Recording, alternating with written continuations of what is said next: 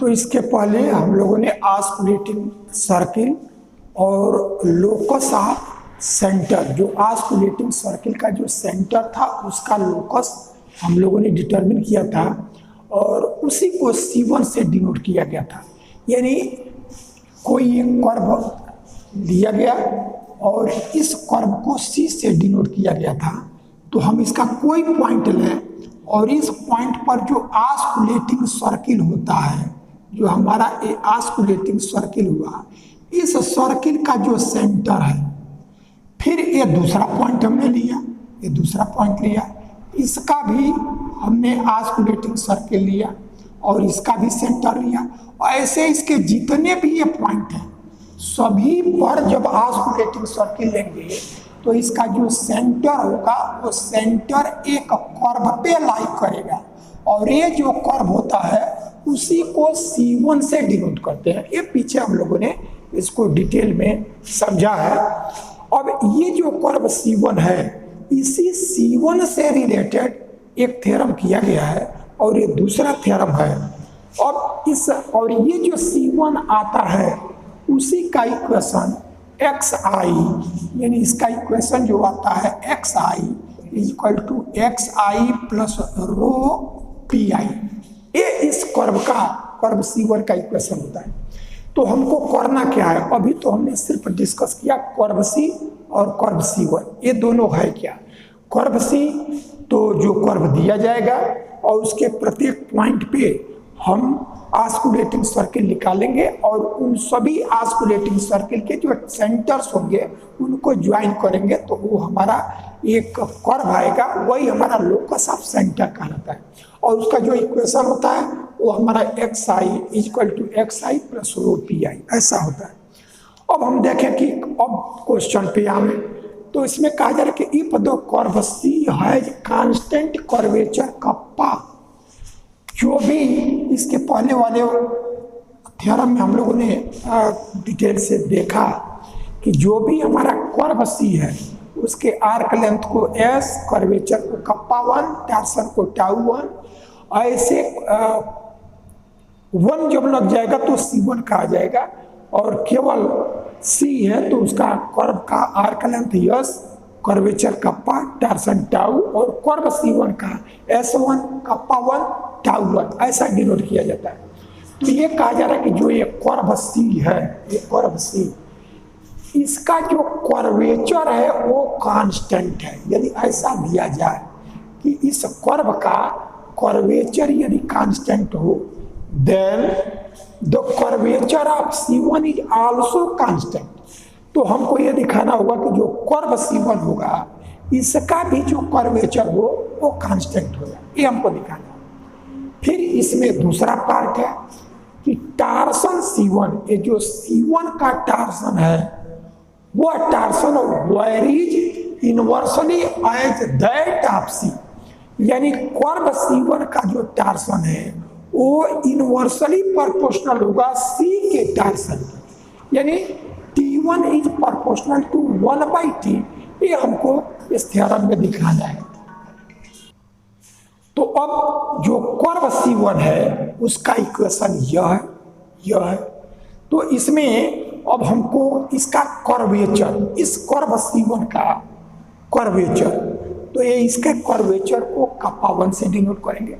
तो कप्पा 1 तब आएगा जब यह dxi बाई ds1, क्योंकि कर्व C1 का आर्क लेंथ S1, तो जब dxi बाई ds1 होगा तो वह T1i होगा और जब T1i को फिर डिफरेंशिएट करेंगे S1 के रिस्पेक्ट में तो T1i डैश वो हमको कप्पा 1 P1i देगा और वहां से हमारा कप्पा 1 निकलेगा।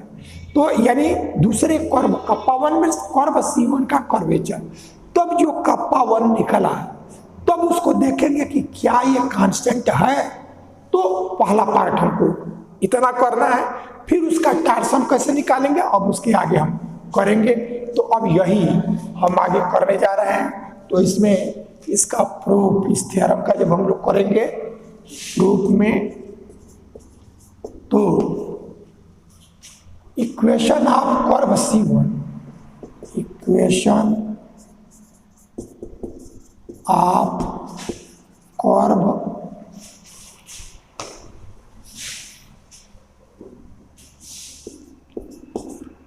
C1 is xi is equal to xi। अब ये कैपिटल xi कर्व C1 का करंट कोऑर्डिनेट है और यह xi एक कर्व C का है करंट कोऑर्डिनेट। तो प्लस रो पी आई, यह हमारा कर्व C1 का ये इक्वेशन है। अब कर्व C1 के कर्वेचर को दिखाना है कि टार्सन हो, तो उसका वो भी कांस्टेंट हो, ये हमको दिखाना है। तो पहले इस कर्व का कर्वेचर निकालेंगे, लेकिन कुछ इसमें दिया है, तो जो दिया है उससे क्या मिलेगा उसको भी एक बार डिस्कस कर लें। तो curve C has constant curvature, यानी कर्व C का जो कर्वेचर कप्पा है वो कांस्टेंट है। तो इट इज गिवन दैट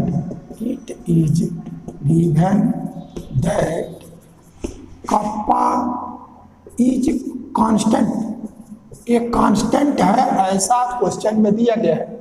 तो जब कांस्टेंट कप्पा है तो इससे हमको अब देखेंगे इसमें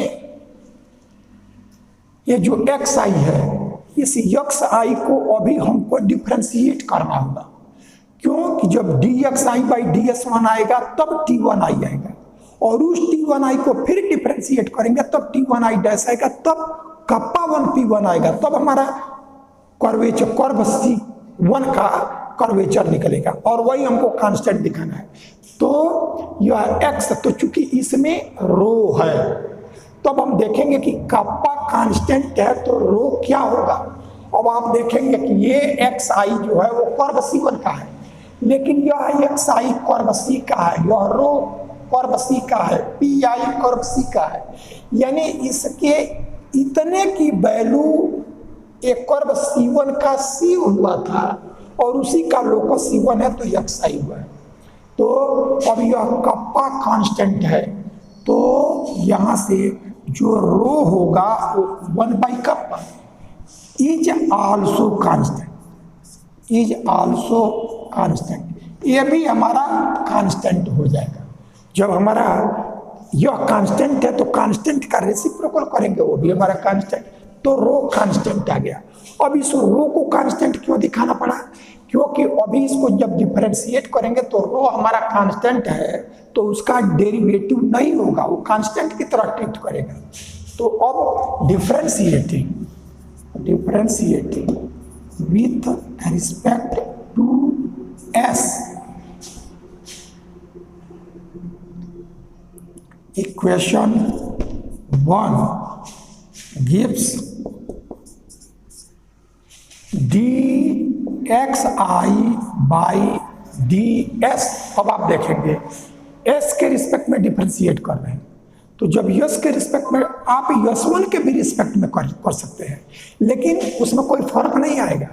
जब ये s के रिस्पेक्ट में करेंगे तो यह dxi बाई ds1 होगा और इंटू ds1 बाई ds लिखेंगे, लेकिन जब s1 के रिस्पेक्ट पे करेंगे तो यह केवल dxi बाई ds1 होगा और ये s के टर्म में है तो इसको s के रिस्पेक्ट में करेंगे तो यहाँ से ds बाई ds1 ऐसा आएगा। तो ds1 बाई ds इधर या इसको उधर ले जाएंगे तो ds by ds1 by ds ऐसा हमको मिल जाएगा। तो ds बाई ds1 ऐसा मिल जाएगा, जो ये रहेगा वही दूसरे तरफ चला जाएगा।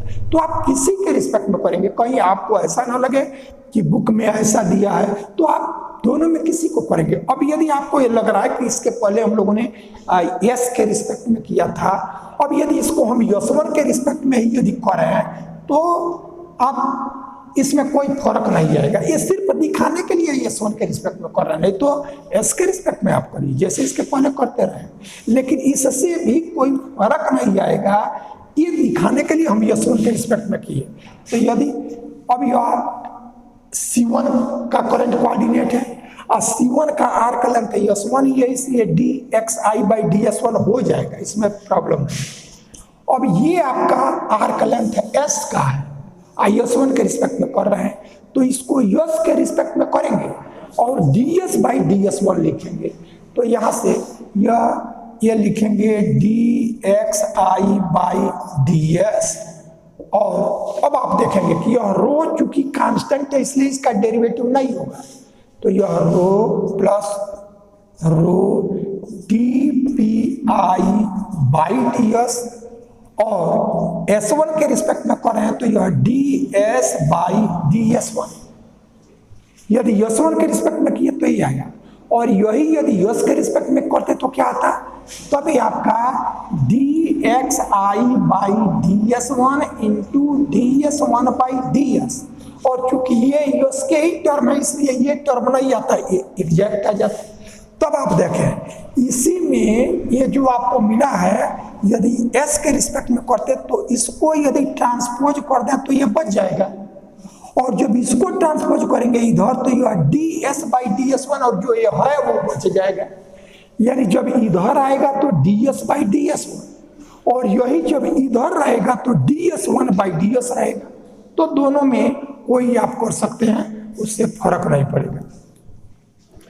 तो यहां से हमने कर लिया। अब यह dxi/ds1 है तो ये आपको t1i ऐसा दे देगा, t1i। और यह xi' इसका मतलब ti और प्लस यह रो और यह pi' यह आया, और यह ds/ds1 ऐसा हमको मिल गया। और pi' की वैल्यू लिख ले तो यहाँ से यह t1i = ti और प्लस रो pi', तो इसकी value tau bi minus kappa ti ये आ गया। और इन सबके बाहर यह ds/ds ऐसा आ गया। अब आप क्या करेंगे, इस रो का प्रोडक्ट करेंगे। तो अब आप क्या करेंगे, इस रो का प्रोडक्ट करेंगे तो यह t1i = ti प्लस रो टाउ bi। और अब यहां से देखेंगे यह रो और कप्पा ये 1 दे देगा। ये ध्यान देने की बात है, यही ध्यान नहीं आता है तो ये भी टर्म आगे बढ़ता रहता है। तब यह -ti और यह ds/ds1 और ti और -ti ये कैंसिल हो गया, और तब आपका आ गया t1i। और जैसे होता है कप्पा और टाउ, तो ये आपका रो है और ये आपका टाउ है, तो दोनों को या तो इसको कप्पा में बदल लें नहीं तो इसको सिग्मा में बदल लें। तो यह रो बाई सिग्मा, टाउ की वैल्यू 1/सिग्मा, और यह bi और ds/ds1 इसको हमने 2 कर दिया, ये 2 किया। अभी आपने क्या किया कि कर्व C1 का इक्वेशन लिखा, और चूंकि कर्व C1 का आपको कर्वेचर निकालना है तो कर्वेचर तभी आएगा जब उसको S1 के रिस्पेक्ट में डिफरेंशिएट करेंगे तो T1 देगा, और उसको जब डिफरेंशिएट करेंगे T1 को तब वो कप्पा 1 देगा। अब वो कप्पा 1 जो आ रहा है आप उस पर विचार करेंगे कि वो हमारा कांस्टेंट है या नहीं है। तो अब आप देखें कि जब भी डिफरेंशिएट करें और कोई इस तरह का टर्म आवे कि जिसमें एक तरफ एक यूनिट वेक्टर हो और दूसरे तरफ भी एक ही यूनिट वेक्टर हो, तो ये दो वेक्टर इक्वल तब होते हैं जब दोनों यूनिट वेक्टर पैरेलल हो जाए, यानी वो इक्वल हो जाए, और जो कांस्टेंट जो मैग्नीट्यूड है वो इक्वल हो जाए। तब देखिए यह t1i इसका मैग्नीट्यूड 1 और यह bi इसका ये मैग्नीट्यूड, तो यहाँ से यह t1i यह bi के इक्वल, और 1 = रो बाई सिग्मा ds/ds1। अब यहाँ से हम ds/ds1 की वैल्यू निकाल लेंगे। तो अब इसी में अब हम क्या करेंगे कि जब भी डिफरेंशिएशन करेंगे और एक यूनिट वेक्टर एक तरफ और दूसरा, तो यूनिट वेक्टर के इक्वल और जो मैग्नीट्यूड है वो मैग्नीट्यूड के इक्वल, तभी ये इक्वालिटी होल्ड करेगा। तो अब यहाँ से हम लिखेंगे from to we have T1i is equal to bi. T1i is equal to bi. इसको हमने थर्ड कर लिया एंड मैग्नीट्यूड के equal 1 is equal to rho by sigma D S by D S one, या this imply D S by D S one. अब ये इसको इधर ट्रांसपोज कर दें तो ये सिग्मा बाई रो, तो यह सिग्मा बाई रो ए आ गया, इसको हमने फोर्थ ऐसा कर लिया। अब आप देखें कि जब यह T1i की वैल्यू निकल चुका है तो फिर इसको S1 के रिस्पेक्ट में डिफरेंशिएट करेंगे तो ये T1i डैश देगा और तब हमको कप्पा 1 P1 मिल जाएगा। तो कप्पा 1 निकालने का हमारा यही प्रोसीजर है, आगे भी बहुत सारे आर्टिकल्स आएंगे और सब में प्रोसीजर यही। तो differentiating equation third with respect to S1 we get, तो अब S1 के रिस्पेक्ट में इसको डिफरेंशिएट कर रहे हैं तो यह T1i बाई DS1 और यहाँ से यह देखें यस का है इसलिए यस के रिस्पेक्ट में डिफरेंशिएट होगा ds बाई DS1, तो यह bi dash ds by DS1। अब यह s के टर्म में है कर्व C का है तो उसको यस के रिस्पेक्ट में तो bi डैश, और चूंकि S1 के रिस्पेक्ट में कर रहे हैं तो यस के रिस्पेक्ट में किया तो ds बाई DS1, ये वैल्यू आ गया। अब यही हो जाएगा T1i डैश और यह bi डैश, तो bi डैश की वैल्यू माइनस टाउ pi और ds बाई ds1, तो यह ds बाई ds1। अब ds बाई ds1 की वैल्यू हम ऊपर निकाले हुए हैं, उसको हम रख लें। तो जब रखेंगे तो अब यहाँ से ये value ds by ds1 sigma by rho, तो ये वैल्यू आ गया। अब आप क्या कर लें कि यह सिग्मा और टाउ ये कैंसिल हो जाएगा। यही बातें ध्यान रखने की है, नहीं तो सब कुछ कैलकुलेशन हम करते हैं और ये चीज़ें जब ध्यान में नहीं आती हैं तो फिर रिजल्ट नहीं आ पाता है। तो अब यहाँ से देखें दो चीज़ें, एक तो ये लिख ही लें T1i डैश, इसकी वैल्यू को लिख लें कप्पा 1, क्योंकि kappa 1 means curvature of curve C1, यही तो निकालना था। तो यह kappa 1 P1i is equal to यह टाउ और सिग्मा ये कैंसिल हो गया और 1 बाई रो मीन्स कप्पा, तो यहाँ माइनस यह कप्पा pi ये आ गया हमको। टाउ सिग्मा को करेंगे तो 1 बाई टाउ से टाउ कैंसिल और 1 बाई रो मीन्स कप्पा। अब आप देखें फिर हमारा यह एक रिजल्ट आवे और जब रिजल्ट आवे डिफरेंशिएट करें और जब रिजल्ट आवे एक तरफ एक यूनिट वेक्टर और दूसरे तरफ तो यूनिट वेक्टर के इक्वल और जो मैग्नीट्यूड है वो मैग्नीट्यूड के इक्वल। लेकिन एक बात को ध्यान रखते हैं कि यदि हमारा इसमें निगेटिव आता है तो निगेटिव को यूनिट वेक्टर के साथ लिखते हैं और वो क्या शो करता है कि ये दोनों यूनिट वेक्टर इक्वल है, इसका मतलब वो दोनों पैरेलल है। तो जब प्लस रहता है तो दोनों पैरेलल का सेम डायरेक्शन, और यदि माइनस रहेगा तो दोनों पैरेलल तो है लेकिन ऑपोजिट डायरेक्शन, इसलिए निगेटिव आता है तो हमेशा यूनिट वेक्टर के साथ लिखते हैं। तो comparing above equation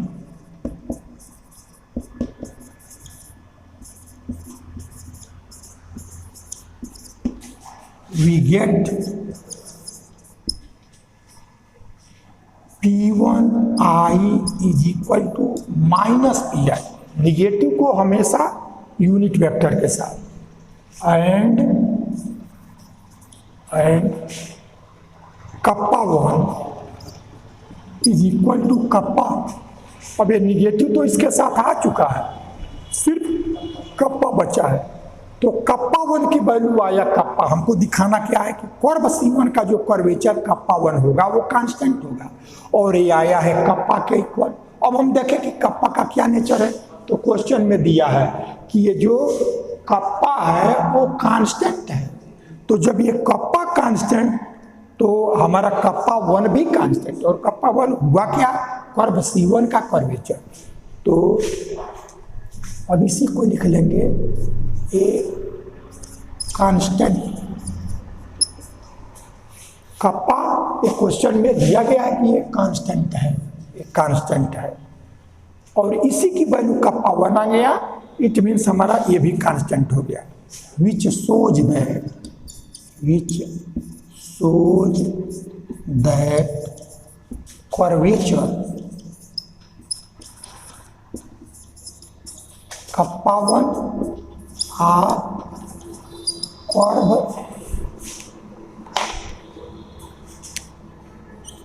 C1 is also constant।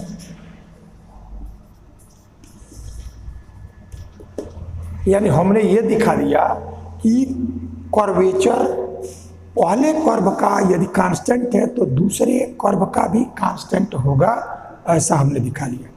तो ये हमने दिखा दिया।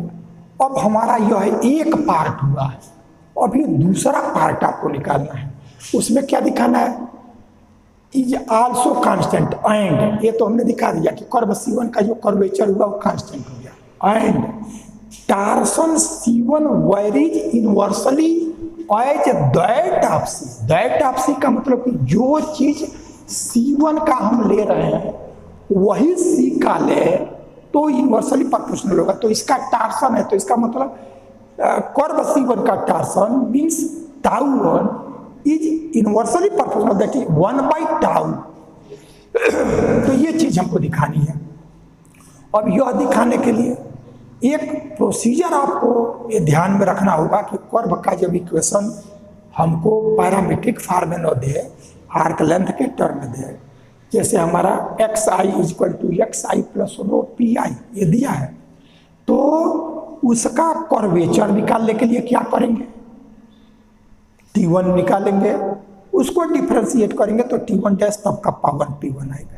एक कर्वेचर निकालने का हमारे पास एक प्रोसीजर होगा, इसी का यूज कहीं कर्वेचर निकालना होगा तो हम एडॉप्ट करेंगे। अब हमको टार्सन निकालना है, तो टार्सन कैसे निकालेंगे, तो टार्सन निकालने के लिए देखें, जब टार्सन हम निकालेंगे तो वो टार्सन हमको कर्व C का नहीं निकालना है, कर्व C1 का निकालना है। तो जब कर्व C1 का निकालना होगा तो हम यदि B1 निकाल लें, B1 means by normal of curve C1, तो यदि B1 हम निकाल लें, B1 आई, या C का रहता है तो B आई, और C1 का होगा तो B1 आई।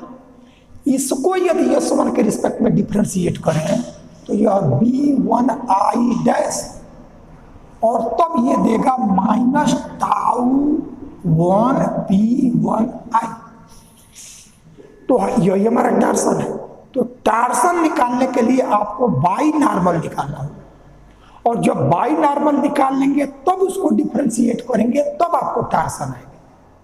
तो ये चीज कैलकुलेशन दिया है, उसको हम पढ़ते गए, रिजल्ट आ गया वो अलग की बात है, लेकिन जिसको हमको लाना है उसके लिए हमारे दिमाग में रहे कि इसके लिए हम करेंगे क्या, वो चीज हम हमारे ध्यान में रहेगा, तब हम वो जो कैलकुलेशन है वो कैलकुलेशन समझ में आएगा कि हमें क्यों कर रहे हैं। तो अब हमको B1I निकालना है, तो जब B1 निकालना है तब हमको B1 निकालने के लिए हमको T1 और P1 पहले निकालना पड़ेगा। तो अब देखते हैं कि जो हम कैलकुलेशन किए हैं उसमें T1 निकला है क्या, हमारा P1 निकला है क्या। अब T1 और P1 से B1 कैसे आएगा, तो आपको ये पता है, इसी फार्मूले का यूज हम करते हैं कि यह एप्सिलॉन IJK, यदि यह TJ और PK ऐसा हो, तो जब ऐसी वैल्यू होती है तो T है, P है, इसके बाद B पड़ेगा, तो इसकी वैल्यू आ गया B। और जे है के है, जो नहीं आया वो हमारा आई। तो यदि बी निकालना है तो हमको टी और पी ये मालूम रहे तो इससे हम बी निकाल सकेंगे। अब हमको B1 निकालना है तो हमको T1 चाहिए, P1 चाहिए। अब देखें कि जो रिजल्ट निकाले उसमें हमारा T1 और P1 निकला है कि निकालना पड़ेगा। तो जब dxi/ds1 करेंगे तो T1 तो वहीं से आपको निकल आया, और इसको जब डिफरेंशिएट करेंगे और kappa1 P1 आएगा तो P1 यहाँ से निकल आएगा। तो ये फोर्थ, इसके बाद इसको हमने 5 ऐसा ले लिया, तो हमारा P1 भी निकल चुका है और T1 भी निकल चुका है। जब ये दोनों निकल चुका है तब हमारा B1 निकल आएगा। तो वह B1 क्यों, टार्सन निकालना है, तो B1 डैश करेंगे तभी हमको -τ1 P1 आई जाएगा। तो अब हम क्या करते हैं कि इसके बाद हमको P1 की और we know that B1i जिसकी वैल्यू निकालना है तो एप्सिलॉन आई जे के, और बी ये माइनस नहीं है प्लस है, तो बी के बाद देखें क्या पड़ेगा, तो फिर टी, तो यह टी और टी के बाद फिर पी, अब यह आई है तो जे और जे के बाद के, इसकी ये वैल्यू होगी। अब ये वैल्यू हम निकाल चुके हैं, तो ये 1 है तो यहाँ भी 1, यहाँ भी 1। अब इनकी वैल्यू को रखें तो यह एप्सिलॉन आई जे के, और T1 आई है तो बी आई, अब जे कर देंगे तो बी जे, और P1 के तो यह P1 तो -P के, ये वैल्यू हमने लिख लिया। इस निगेटिव को पहले ले लें, तो यह B1i इज इक्वल टू यह -एप्सिलॉन आई जे के, और यह बी जे और यह पी के, ऐसा आया। अब आप देखें इसमें जब 2 रहे तो यह एक वैल्यू देता है, क्या देगा, बी है और पी है, तो जो नहीं है वो देगा। लेकिन यदि साइक्लिक रहेगा तो प्लस और रिस्क्यू रहेगा तो माइनस, तो P के बाद भी पड़ता है, जो है उसी में देखेंगे कि कौन पहले आता है। तो ये रिवर्स दिया है इसलिए निगेटिव देगा। तो क्या नहीं है, तो एक तो निगेटिव है दिया, निगेटिव ऑलरेडी पहले से है तो ये हमारा प्लस हो गया, और बी है पी है टी नहीं है तो यहाँ से यह टी आया, जे है के है, आई नहीं है तो ये वैल्यू को, तो यह B1i निकल आया। और B1i जब निकल आया तो हमको चाहिए क्या, ये B1i निकाले हैं और वैसे नहीं निकाले हैं, एक पर्पज से निकाले हैं कि B1i जब निकल जाएगा तो S1 के रिस्पेक्ट में जब डिफरेंशिएट करेंगे तो यह B1i डैश देगा, और जब B1i डैश देगा तो वही -τ1 P1i हमको दे देगा, और वहाँ से टार्सन निकाल लेंगे, क्योंकि हमको कर्व C1 का टार्सन कर्व C के टार्सन के इन्वर्सली प्रोपोर्शनल वैल्यू है, ये हमको दिखाना है। तो अब हम क्या करें, इसको S1 के रिस्पेक्ट में डिफरेंशिएट करें, तो differentiating with respect to S1। अब ये चीज हमेशा ध्यान में रखेंगे कि S1 करेंगे या S करेंगे उससे वैल्यू में परिवर्तन नहीं आएगा। यदि S के रिस्पेक्ट में करेंगे तो यहाँ ds1/ds इधर आएगा, और यदि S1 के रिस्पेक्ट में करेंगे तो ds/ds1 इधर आएगा। तो S1 के रिस्पेक्ट में डिफरेंशिएट किया तो differentiating with respect to S1 we find, तो यहाँ से B1i डैश S1 का है तो उसी के रिस्पेक्ट में डिफरेंशिएट किया तो डैश आ गया। अब यहाँ से यह d/ds of ti into ds/ds1, यही चीज जब S के रिस्पेक्ट में करते तो ये आपका ti डैश आ जाता, और ये ds1/ds, तो इसको इधर ट्रांसपोज करेंगे तो ds1/ds ही आएगा, तो इधर आएगा तो एस 1/ds और इधर रहेगा तो ds/ds का वैल्यू एक ही। अब हमारा यह b1i तो ये वैल्यू दे दिया -τ1 p1i। इसी के लिए हमको ये निकालने के लिए वर्क हम लोगों ने किया है। और ti' s के रिस्पेक्ट में है तो ti' मीन्स कप्पा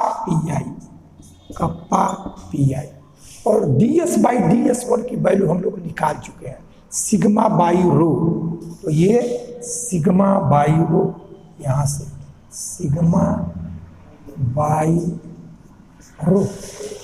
ये निकाला जा चुका है।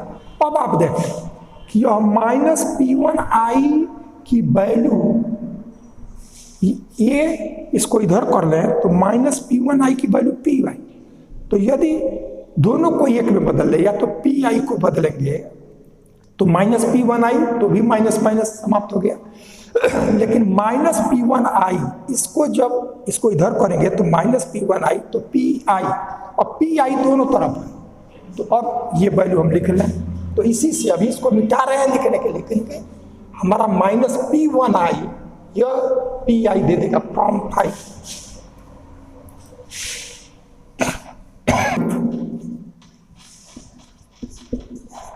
above equation can be written as tau pi -p1i की वैल्यू pi और यह कप्पा सबको हम चेंज कर लें इसको कप्पा और टाउ में, क्योंकि हमको T1 को दिखाना है कर्व C के T1 के सिग्मा का नहीं दिखाना है। तब हम यहाँ से चेंज करेंगे तो अब देखें ये सिग्मा 1/टाउ और ये 1/ρ कप्पा। तो यहाँ से यह pi और ये वैल्यू ये कप्पा/टाउ।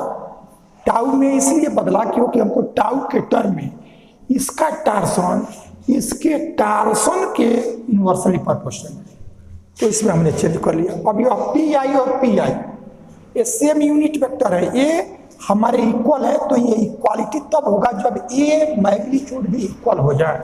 तो this imply tau is equal to kappa square pi. ये देखें टाउ 1 आएगा, टाउ 1 आएगा यहाँ से टाउ 1 और ये कप्पा स्क्वायर और यह टाउ ऐसा आ गया।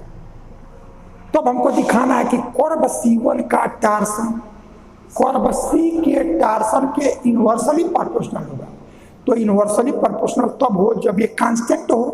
तो चूंकि कर्वेचर को कांस्टेंट दिया है तो since kappa is constant this imply tau 1 is proportional to 1/टाउ। यानी हमने ये दिखा दिया कि कर्व C1 का जो टार्सन है वो हमारा कर्व C के टार्सन के इन्वर्सली वैरी कर रहा है, इन्वर्सली वैरी कर रहा है। Hence torsion of curve C1 is inversely proportional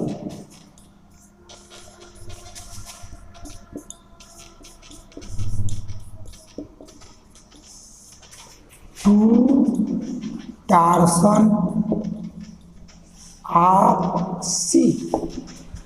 यही रिजल्ट हमको दिखाना है। इस तरह से ये वर्क हमारा कंप्लीट हुआ। लेकिन इसमें हम लोगों ने ये देखा 2-3 ये रिजल्ट जिसमें T1 निकालना है तो कर्व का इक्वेशन दिया है तो उसको डैश निकालें, S के रिस्पेक्ट में करें तो T आएगा, उसको डिफ्रेंशिएट करें तो हमारा Ti' तो कप्पा Pi आएगा, वहाँ से कप्पा निकलेगा। और T1 निकाल लिया हमने dxi/ds से और कप्पा 1 P1 से P1 निकाल लिया। तब टार्सन जब निकालना होगा तो B1 की वैल्यू निकालेंगे εij और टी जे पी के उनकी वैल्यू रख करके और तब हमारा B1 निकलेगा, उसको डिफ्रेंशिएट करेंगे तब टार्सल निकलेगा। यह एक प्रोसीजर इसमें हम लोगों ने समझा। तो अब इसके बाद का जो वर्क है वो हम लोग नेक्स्ट वीडियो